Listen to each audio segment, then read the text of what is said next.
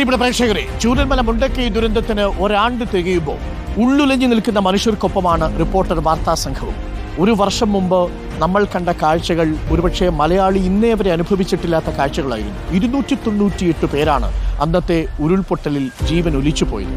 402 പേർക്കാണ് അവരുടെ കിടപ്പാടം നഷ്ടപ്പെട്ടത്. അവരെയൊക്കെ സർക്കാരിന് ബാക്കി നിൽക്കുന്ന മനുഷ്യരെ തിരിച്ചുപിടിക്കാനുള്ള ശ്രമം തുടരുകയാണ്. അതിജീവിക്കാനുള്ള തത്രപ്പാടിലാണ് മനുഷ്യർ. പക്ഷെ അപ്പോഴും ഞങ്ങൾ ചില മനുഷ്യരെ കണ്ടു.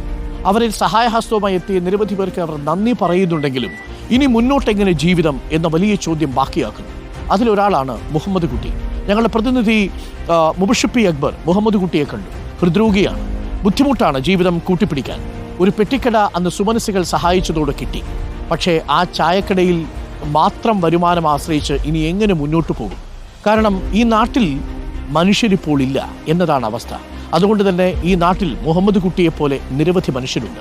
അവരുടെ കഥകളിലേക്കാണ് നമ്മൾ പോകുന്നത്. അതിജീവനത്തിന്റെ കഥ തുടരും. മുഹമ്മദ് കുട്ടിയെ ഒന്ന് കണ്ടുവരാം. ചൂരൽമലയിലെ ഒരു ചായ കച്ചവടക്കാരനായിട്ടുള്ള മുഹമ്മദ് കുട്ടിക്ക, അദ്ദേഹം ഒരുപാട് വർഷമായി ഇവിടെ താമസിക്കുന്ന ഒരു മനുഷ്യനാണ്. അദ്ദേഹം എനിക്കൊപ്പമുണ്ട്. ഇതാ മുഹമ്മദ് കുട്ടിക്കാണ്. എന്താ വർത്താനം? സുഖം തന്നെ. ഞാൻ ഇവിടുത്തെ അവസ്ഥ സാറിന് കച്ചവടമൊക്കെ വളരെ മോശമാണ്. ഞാനൊരു കടയിൽ സെയിൽസ്മാനായിട്ട് നിന്നാണ്. ആ കടയിൽ പണിയില്ല, അവിടുന്ന് ഒഴിവായി. ഇപ്പോൾ അവിടെ ആളില്ലാത്തതുകൊണ്ട് കട പൂട്ടി ഒഴിവായി. ചൂരൽമല അങ്ങാടിയിൽ ഒരു കടയിൽ സെയിൽസ്മാനായിട്ടായിരുന്നു കാക്ക ഉണ്ടായിരുന്നത്, ഹാർഡ്വെയറിൽ. അപ്പോൾ ആ കട കച്ചവടമൊന്നും ഇല്ലാതായപ്പോൾ പൂട്ടി. അങ്ങനെ ജോലിയില്ലാതായി, വളരെ ബുദ്ധിമുട്ടിലാണ്. അങ്ങനെ ഒരു സംഘടന എനിക്കൊരു കുണ്ടി തന്നു. ആ കുണ്ടി സെറ്റ് കെട്ടി നിന്നു. അപ്പോൾ തന്നെ എനിക്ക് ഹാർട്ടേക്കിൻ്റെ തകരാറ് വന്ന് ഓപ്പറേഷൻ ചെയ്തു. അതിൽ ആ കാറ്റും മഴയിലും അത് പൊളിഞ്ഞു പോയി. ഇപ്പോൾ യാതൊരു നിവൃത്തിയില്ല. അതെന്തെങ്കിലും ഒന്ന് ചെയ്യാനുള്ള ഒരു സഹായം ആരെങ്കിലും ഒന്ന് ചെയ്തു തരുവാണെങ്കിൽ വളരെ ഉപകാരമായിരുന്നു. ഈ ഒരു ബിൽഡിങ്ങിൽ ഇപ്പോൾ കച്ചവടം ചെയ്യുന്ന ഈ ബിൽഡിങ്ങിൻ്റെ ഓണർ കനിഞ്ഞതുകൊണ്ടാണ്. അയാൾ നിങ്ങൾ പട്ടിണി കിടക്കണ്ട, നിങ്ങൾ ഒരു കാര്യം ഇവിടെ തുടങ്ങിക്കൊള്ളി എന്ന് പറഞ്ഞിട്ട് സഹായിച്ച് തന്നതാണ്. എൻ്റെ മോളാണെങ്കിൽ ക്യാൻസർ രോഗിയാണ്, മരുമാനാണെങ്കിൽ 2 കിഡ്നി പോയതാണ്. അപ്പോൾ എന്തെങ്കിലും ഒരു സഹായം കിട്ടുകയാണെങ്കിൽ വളരെ ഉപകാരമായിരുന്നു. ഏതെങ്കിലും ഒരു സംഘടന വിചാരിച്ചൊന്ന് ചെയ്തു തരികയാണെങ്കിൽ ചെയ്യണം. സെറ്റ് കെട്ടിയിരുന്നു, വേറൊരാൾ സ്ഥലത്തായിരുന്നു സെറ്റ് കെട്ടിയിരുന്നു. ആ സെറ്റ് മുഴുവൻ കാറ്റിന് തകർന്നു. കാരണം ഇനിയിപ്പോൾ അത് കെട്ടണം എന്ന് വെച്ചെങ്കിൽ അത്രയും കൂടി കാശ് ചിലവാക്കണം. അവസ്ഥ പഞ്ചായത്ത് അല്ലെങ്കിൽ അധികാരികളെ അറിയിച്ചിരുന്നു, പരാതി കൊടുക്കാൻ? യാതൊരു കാര്യം ഉണ്ടായിട്ടില്ല. എൻ്റെ വീടിൻ്റെ ബാക്കെല്ലാം ഇടിഞ്ഞ് താറേറി പോയതാണ്. അത് ഞാൻ അപേക്ഷ കളക്ടർക്ക് വരെ കൊടുത്തു, മന്ത്രിക്ക് കൊടുത്തു. യാതൊരു ഇതും ഉണ്ടായിട്ടില്ല. അവർ കുന്നിൻ്റെ മേളിലായതുകൊണ്ട് അവരതിനെ പറ്റി ചെയ്യുന്നില്ല. പിന്നെ ഈ 9,000 റുപ്യ എന്ന് പറഞ്ഞാൽ 3 മാസം എനിക്ക് കിട്ടിയിട്ടുണ്ട്. എൻ്റെ ഭാര്യയ്ക്കില്ല, എനിക്ക് മാത്രം കിട്ടി. അപ്പോൾ അതുകൊണ്ട് വേറെ ഒരു ചുറ്റുപാടും സർക്കാരിൻ്റെ ഭാഗത്തുനിന്ന് കിട്ടിയിട്ടില്ല. പിന്നെ ഈ സംഘടനക്കാർ കുറേ കിറ്റുകളും കാര്യങ്ങളും തന്നു. അതുകൊണ്ട് അങ്ങനെ ജീവിച്ചു പോവുക.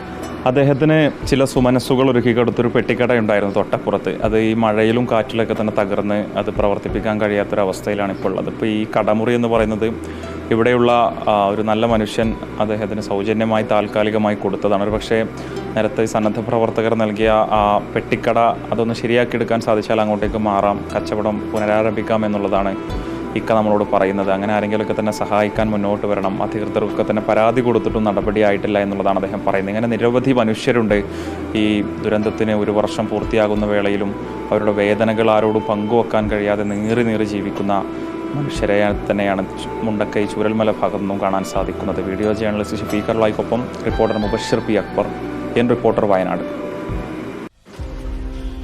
നമുക്കിപ്പം മുബഷിർ അക്ബർ ഉണ്ട് എൻ്റെ കൂടെ. മുബഷിർ, നമ്മളിപ്പോൾ മുഹമ്മദ് കുട്ടിയുടെ കഥ പറയുമായിരുന്നു. മുഹമ്മദ് കുട്ടിയെ പോലെ ഒരുപാട് മനുഷ്യരുണ്ട് അല്ലേ? തീർച്ചയായും മുഹമ്മദ് കുട്ടിയെ പോലെ നിരവധി മനുഷ്യരുണ്ട് ഇവിടെ. സുമനസ്സുകളുടെ സഹായം കൊണ്ട് ഇവിടെ പലതരത്തിലുള്ള ജോലിയൊക്കെ തന്നെ ചെയ്തു വരുന്നുണ്ടെങ്കിൽ ഈ പ്രദേശം ഇപ്പോൾ ഒറ്റപ്പെട്ടത് മൂലം ജീവിക്കാൻ കഴിയാതെ, ജീവിതം മുന്നോട്ട് കൊണ്ടുപോകാൻ കഴിയാത്ത നിരവധി മനുഷ്യരുണ്ട്. അതിൽ നിരവധി ആളുകളുടെ ഒരു പ്രതിനിധി മാത്രമാണ് മുഹമ്മദ് കുട്ടി എന്ന് പറയുന്നത്. അദ്ദേഹത്തിന് ഒരു പെട്ടിക്കട ഇവിടെയുള്ള സന്നദ്ധ പ്രവർത്തകരൊക്കെ ചേർന്ന് നൽകിയിരുന്നു. പക്ഷേ ഈ മഴയിൽ ആ പെട്ടിക്കട പൂർണ്ണമായിട്ടും തകർന്നു.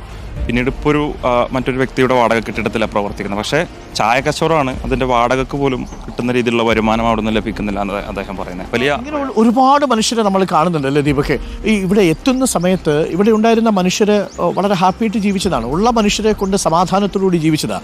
വൈകുന്നേരം നമ്മൾ പറയാറുണ്ട്, നമ്മുടെ ബഷീർക്കയുടെ കടയിൽ വന്ന് വർത്തമാനം പറഞ്ഞിട്ട് പോയില്ലെങ്കിൽ മനുഷ്യർക്ക് സമാധാനമാവില്ല എന്നാണ് നാട്ടിൽ അന്ന് ആ സമയത്ത് മനുഷ്യർ പറഞ്ഞിരുന്നത്. ഇന്നിപ്പോൾ പക്ഷേ അങ്ങനെ വർത്തമാനം പറയാൻ ആൾക്കാരും ഇല്ല.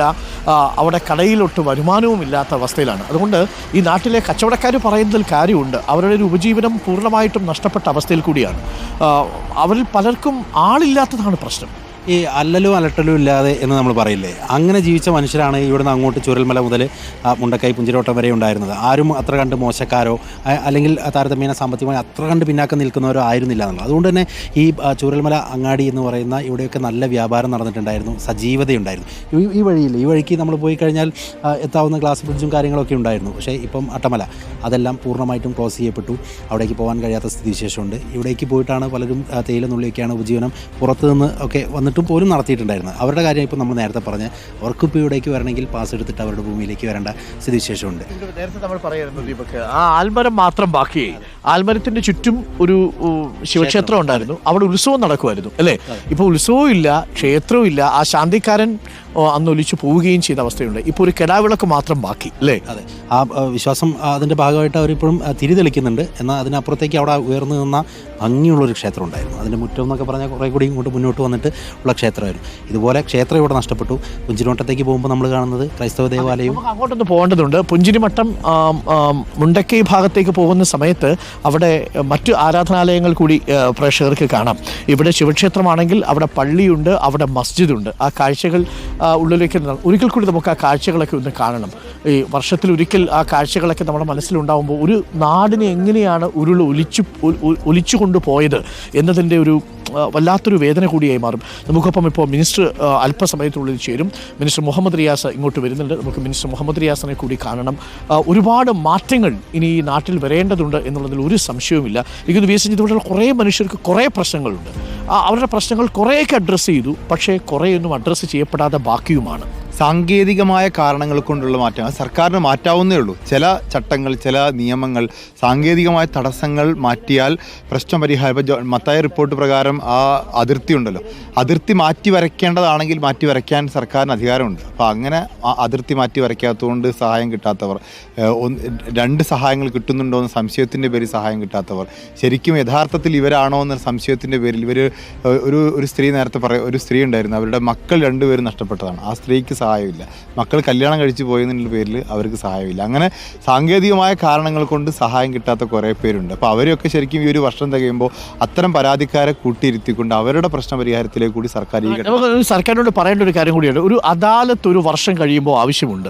കാര്യം ചേർക്കപ്പെട്ടവരുണ്ടാവാം, പരാതികളും ഒരുപാട് പേരൊന്നും ഇല്ലെന്നേ. ഇതിപ്പോൾ മൊത്തം കണക്കിലെടുത്ത് വന്ന ഒരു 50 പേരിൽ താഴെ ആളുകൾക്ക് അത്തരം പരാതികളുള്ളൂ. ആ പരാതി കൂടി പരിഹരിച്ചാൽ ഏറ്റവും വേഗത്തിൽ പരിഹരിക്കപ്പെടുന്ന, ഏറ്റവും വേഗത്തിൽ പുനരധിവസിക്കപ്പെടുന്ന ഒരു നാടായി മുണ്ടക്കൈ ചുരൽമല. അതാണ് ആ പ്രശ്നങ്ങളെ അങ്ങനെയാണ് നമ്മൾ അതിജീവിക്കേണ്ടത്.